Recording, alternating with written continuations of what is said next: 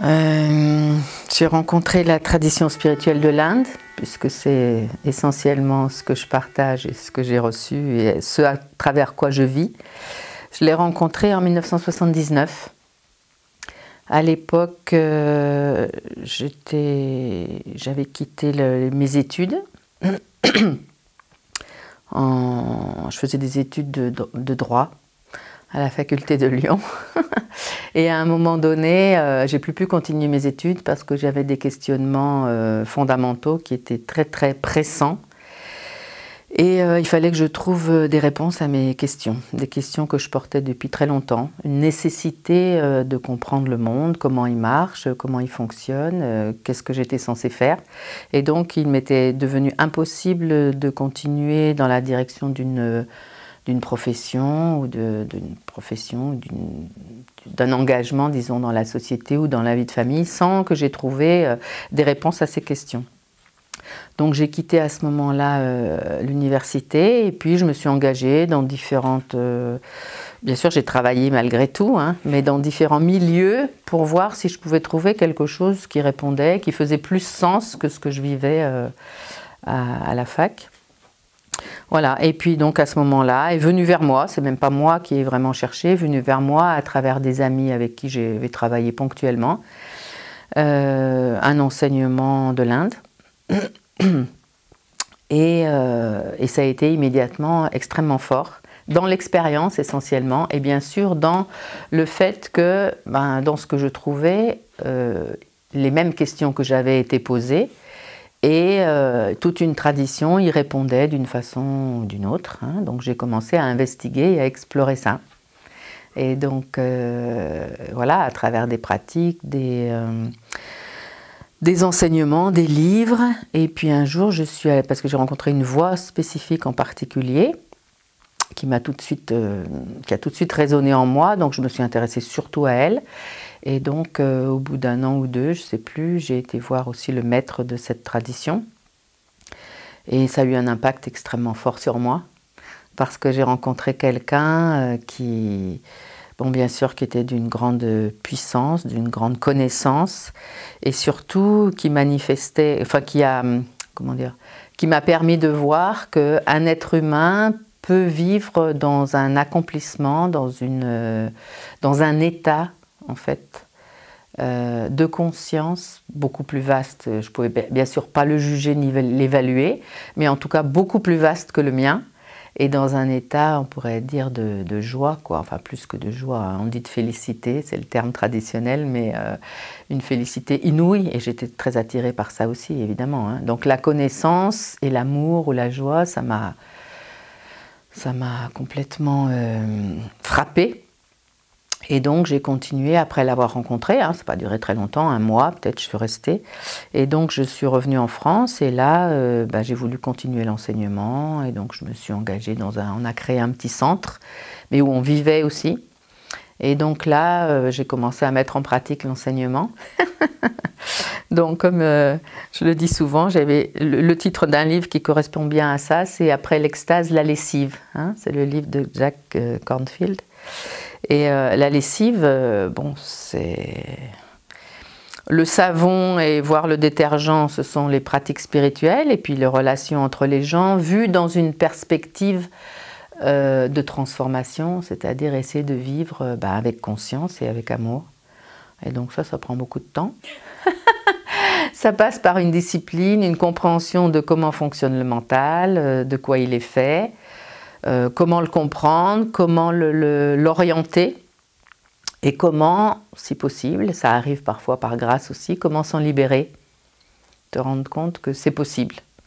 Et donc voilà, et ma foi était totale là-dedans, donc voilà, j'ai continué cet enseignement et je le continue toujours d'ailleurs. Voilà. Et j'ai eu la possibilité de connaître au fil du temps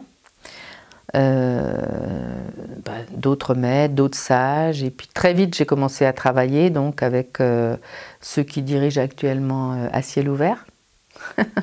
Donc je les ai rencontrés en 1980. Voilà, donc je me suis même pas posé de questions, mais spontanément, de par ma nature, et puis l'enseignement va dans cette direction aussi, hein.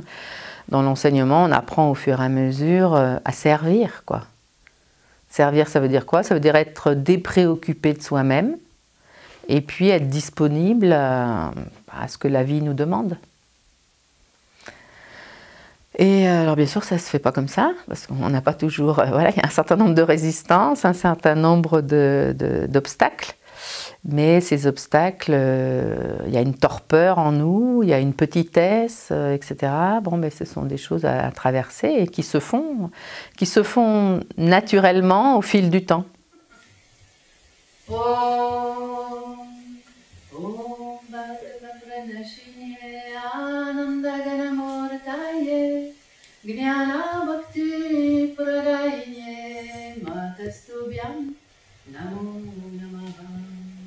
Sarvamangalamangale Shive Sarvata Shadike Sharanye Trayambake Gauri Narayani Namostute Tvameva Matacha Pita Tvameva Bandhu Shashaka Tvameva Vidya Dravinam Tvameva Sharvam Mamadev.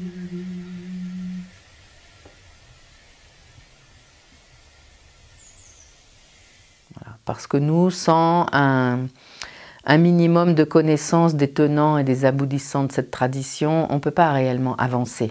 Hein, les gens font parfois un stage ou ont un impact à travers quelqu'un qui suit cette tradition et tout, qui est fort, mais après, qu'est-ce qu'ils font? Comment ils ne peuvent pas aller dans un ashram en Inde et puis être...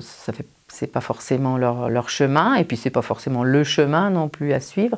Donc il faut s'intégrer là-dedans, comprendre et avancer. Donc c'était notre souci. J'ai aussi animé des retraites donc, dans le désert pendant une dizaine d'années. Enfin bon, les activités ne manquaient pas.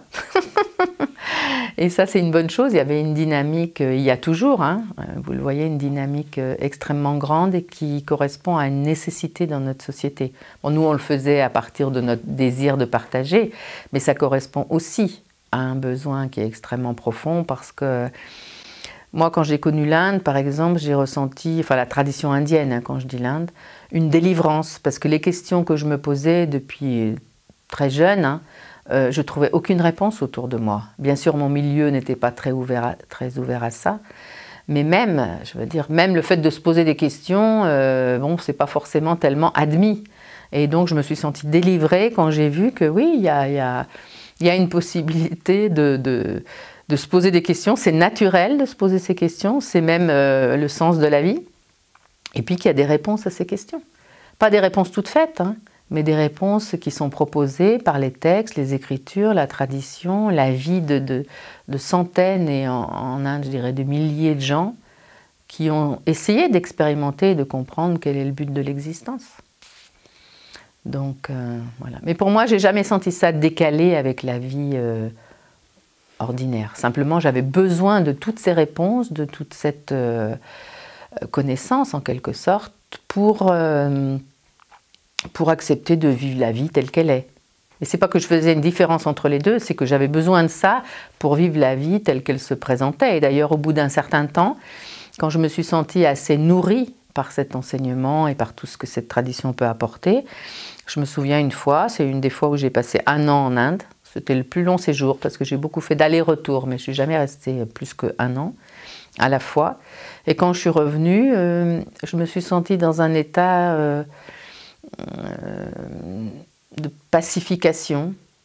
Je sentais une très grande paix à l'intérieur de moi que je n'avais pas encore sentie, et réconciliée en quelque sorte.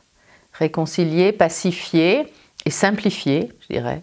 Et donc j'étais là, et puis cette sensation, j'ai regardé les choses, et je me suis dit, bon maintenant, il faut que je fasse, qu'est-ce qu'il faut que je fasse dans la vie? C'est pas que j'avais rien fait avant, hein, parce qu'il y avait toute cette dynamique, et j'avais fait beaucoup de choses, travailler pour gagner ma vie, et puis les relations, enfin la vie normale. Mais là, je me suis dit, bon, qu'est-ce que la vie me demande et qu'est-ce qu'elle me propose aussi, hein. Donc j'ai regardé et j'ai fait des choses qu'on appelle ordinaires.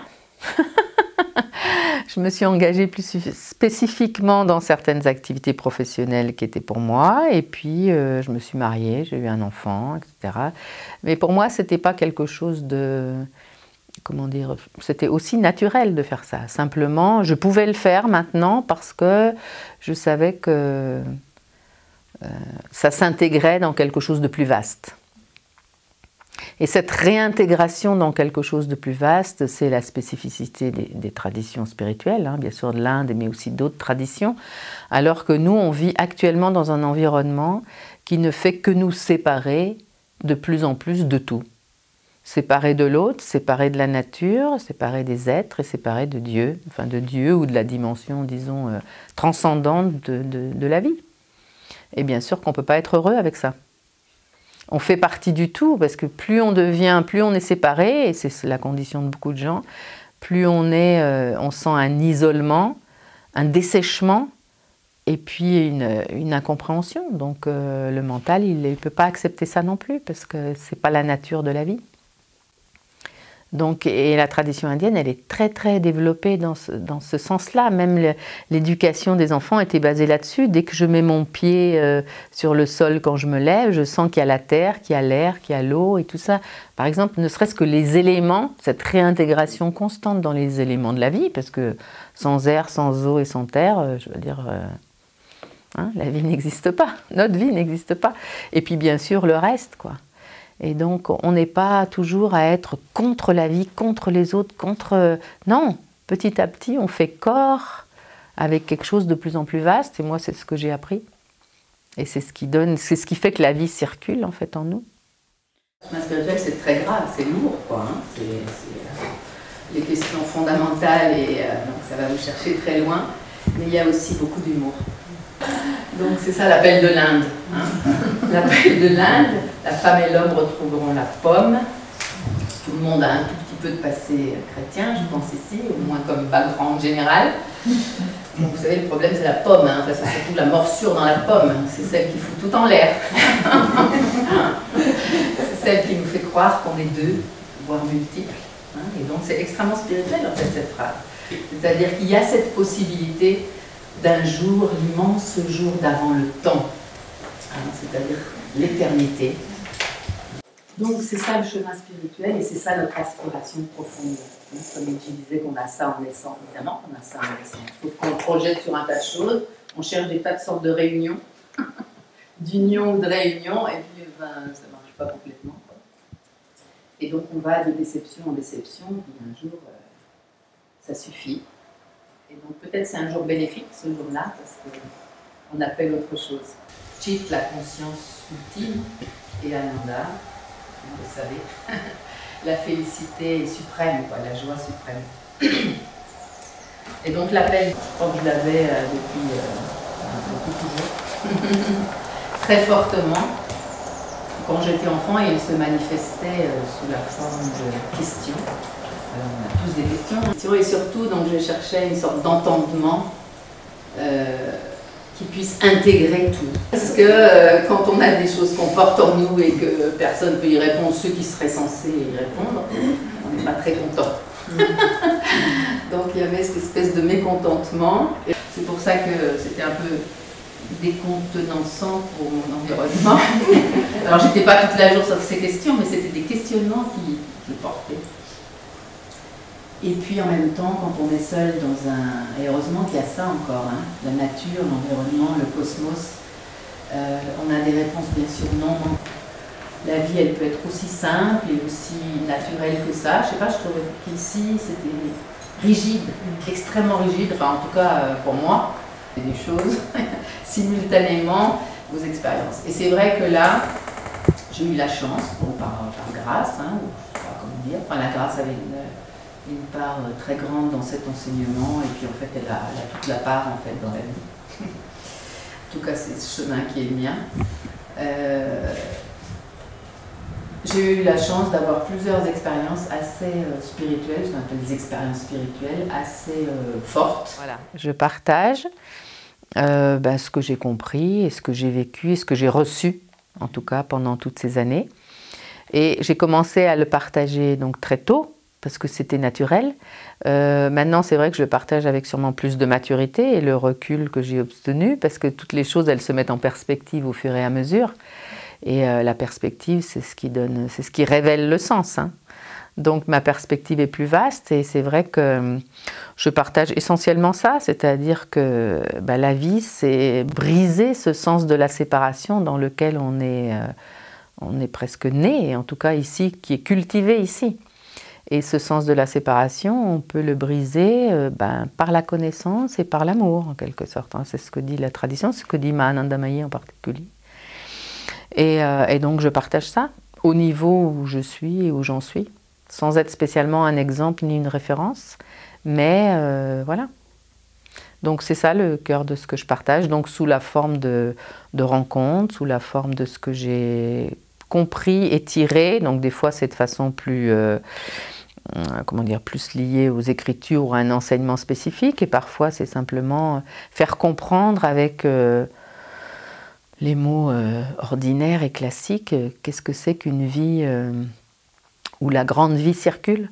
J'ai rencontré donc un maître spirituel en 1979 et donc j'ai suivi cet enseignement. Lui a disparu après quelques années de cette terre, mais j'ai continué à suivre cet enseignement, donc c'est lui qui m'a formée. Mais au bout de presque 24 ans, en fait, le mot qui me vient, c'est j'ai retrouvé Mahananda Mahi. Bon, pourquoi, c'est un peu un mystère, mais peu importe. En tout cas, elle est venue de façon extrêmement puissante, j'ai dit comme un tsunami, qui a ramené une vague très haute et très forte à la surface d'une empreinte, en fait, d'elle. Et c'était un changement complètement radical dans ma vie. Ça m'a demandé quelques années, donc je me suis un peu retirée pendant quelques années parce que j'avais une nécessité de me rassembler, de me tourner plus profondément encore dans cette direction. Et pendant un certain temps, ça m'a enlevé tout désir désir spécifique. C'est pas que je l'ai pas fait, pardon, mais ça m'a enlevé tout désir de faire quoi que ce soit d'autre. Parce qu'il y avait ce besoin de rassemblement, de concentration, et puis pour intégrer en fait cette puissance que représentait cette expérience. Et puis ensuite, très naturellement, ça a repris, ça s'était pas complètement arrêté, mais ça a repris, et donc là, je partage sa présence, parce que je la sens très fortement. Donc je partage sa présence, et puis ses enseignements, et ce qu'elle était. Et Mahananda Mahi a une spécificité, c'est qu'elle peut accompagner, donc bien sûr c'est un long sujet, je ne peux pas tellement l'expliquer là, mais elle est un témoin de l'absolu, on pourrait dire, de l'état et de la vie divine, mais elle ne représente pas une voie particulière. Donc elle peut accompagner en fait tout chercheur spirituel, et elle dit qu'elle le fait en étant le propre soi de chacun. Et elle peut accompagner, ou en tout cas être là, en accompagnement de n'importe quel type d'approche, de ligne d'approche, comme on dit en Inde, spirituelle. Donc c'est une présence qui est extrêmement large, vaste et universelle, et qui contient Ananda, beaucoup de félicité.